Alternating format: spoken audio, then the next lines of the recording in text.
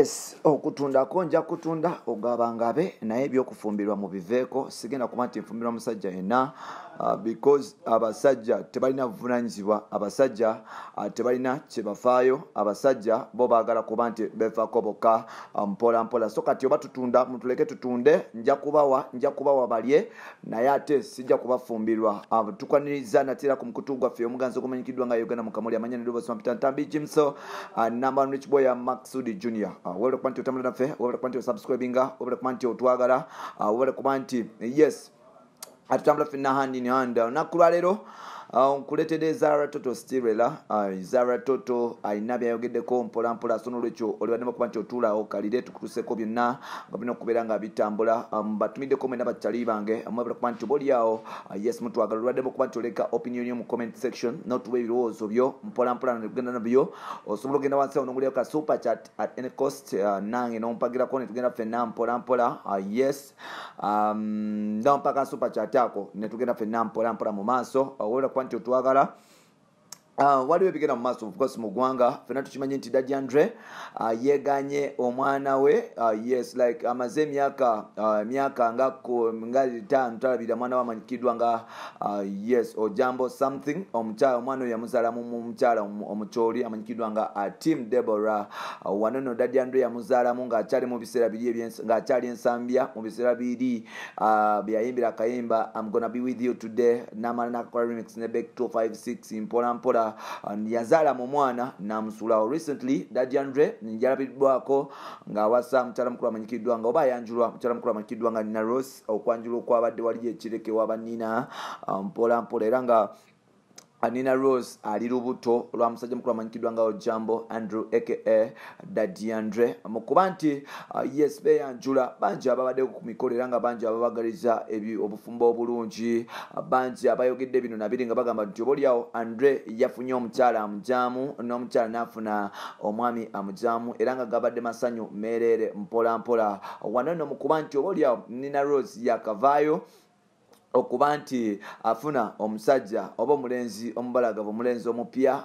Waliwo omukyala amanyikiddwa nga Team Deborah yavaayo n'agamba nti Mr. Ojambo Daddy Andre, Mr. Producer, Mr. Artist, Mr. Songwriter yagenda mu maaso n'aba nti amuzaalamu omwana agiri myaka nga 89 omuvubuka ono yes talabirira mwana era omwana ali mu kyalo wa jjajjaawe eggulu. Omwana ono kiteebereza okuba mbu tasoma, mbu omwana talina school fees, omwana bamusuulira jjajjaawe ndiro olwamala okuba nti azaala mu Team yasalawo okuba nti asuula omwana ono era omwana ono ali mu kubonaabonera ddala eri mu kibuga eggulu.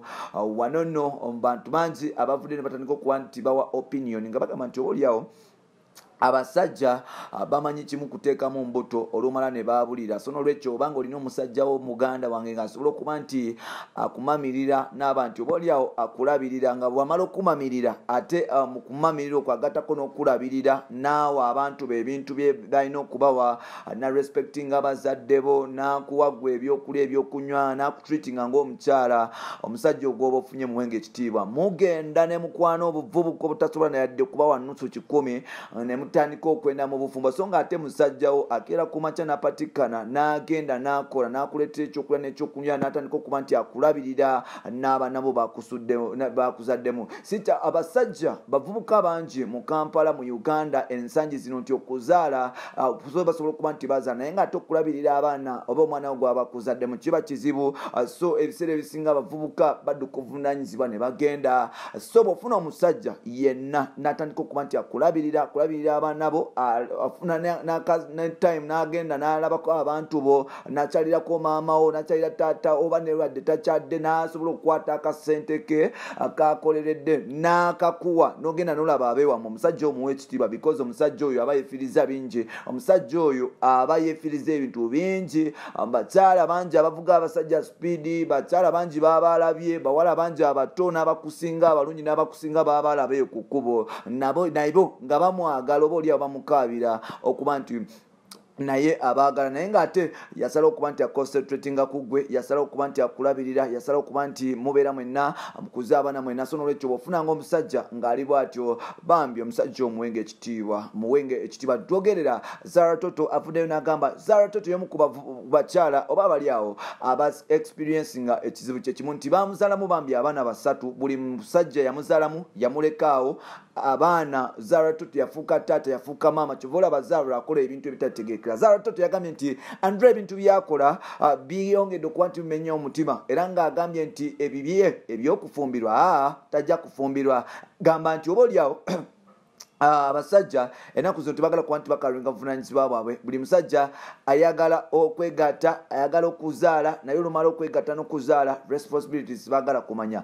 Zara Toto agambye nti tajja kufumbirwa musajja yenna, ebyokufumbirwa tajja kufumbirwa kati, era nga buli ajja ng'alowooza mbu agenda kuwasa Zara Toto weeriko. Zara y'omu ku bakyala oba oliawo ba celebrity abasanzibwa okuba nti oliawo bagwa mu mukwano n'abasajja ab'enjawulo, naye ng'ate obufumbo bwe nabwo tebubadde clear. Obufumbo bwe bubaddeawo aganaga, olwaleero wabeerera Don Solomon, simanya enkyali wa Jini, enkyali olulala ali wa Jini, because kibuza okuba nti mbwoba oliawo empisa naye zaamubula. Zara Toto yes ofumbo tubadde so clear, era agambye nti ye ebyokufumbirwa tajja kufumbirwa. Tewabangawo omuntu yenna yeetantala n'avaayo n'agamba nti Zara ofumbirwa ddi, tajja kufumbirwa because abasajja ennaku zino tebalina buvunaanyizibwa. Abasajja tebagala kulabirira abakyala baabwe, abasajja tebagala kulabirira banna baabwe, abasajja tebagala kukola kintu kyonna. So n'olwekyo Zara agambye nti ye kaabeere hasola anyumirwe obulamu. Olwaleero bw'ojja n'akuwaako enkeera tokoma wajja kuwaako omulala, ye kati yafuuka munoonyi wa ssente, atajja kubeera ku basajja batalina buvunaanyizibwa mpola mpola. Bino byonna byogera nga Daddy Andre oba oli amawulire gatandise okuba nti gamuwandiika n'okuba nti gamulaga nti ye yes yasulawo omukyala mukulu amanyikiddwa nga Tim Deborah, n'agenda n'afuna omukyala Emboko Fire amanyikiddwa nga Kakunda Rose, abasinga kumuyita Nina Rose, era nga bano no basuubira mwana.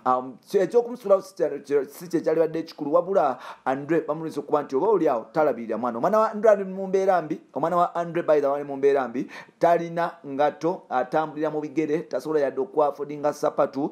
Omwana oyo ali ku kibuga ggulu, tasoma na kusoma, atasoma na kusoma. Omwana just ali ku street awo ne jjajjawe, tamanyi wakusula, tamanyi wakubeera, naye ng'ate omuvubuka ono ali akyusa. Tujjukira nti akyusa mamotoka. Aliwa Angela Katatumba yamugulira emmotoka. Angela Katatumba yagamba nti mu myezi 3 gye bali ne Andre bamaliza nga baspends almost like 15 million shillings just mu bintu by'okwejalabya, naye ng'ate omusayi gwe yazaala tagufaako. Wano wengambira baganda bange abakyala oba abawala abali eyo nti muganda wange bw'ofuna nkiddamu nno, omanyi musiriwala nnyo. By the way abawala bangi musiriwala nnyo, mwegomba ebintu ebitabakwatako, mwegomba abavubuka abatabakwata nako nga mulowooza abavubuka bajja batuusa mu kye mwagala.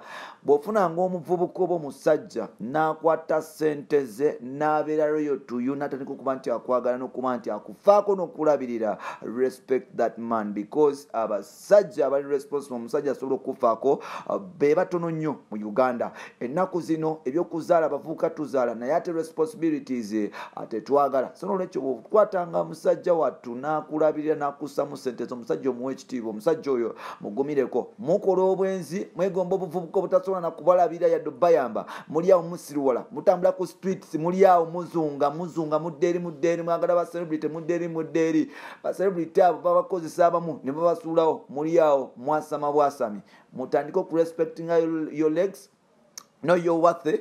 Bw'obanga ofunye omusajja, funa omusajja okonsentratinge kwoyo, mulekerawo ebintu bya kujampinga. Tebina kigenda bayamba ngamba mu obuwala busire queen busire obuli eyo mumpuliriza nga mulowooza nti kituuse just ku Zara Toto oba kituuse ku oli omukyala yekka kisima. Abamu nno mutandise n'okufuuka bamalaya, mutambula mugamba mbu abasajja simanya bamenye emitima, naye ng'ate mwabakyeretera oplaying oli mwagala nnyo obusente. So n'olwekyo if you get a man nga asobola okulabirira nga akufaako, respect that man. Zara Toto agambye tajja kufumbirwa because abasajja b'ennaku zino tebali responsible, naye ng'ate naye yeerabidde nti naye ye yazanya abasajja bangi nga yagala olowooza nti obaoliawo ajja kufunamu obugagga.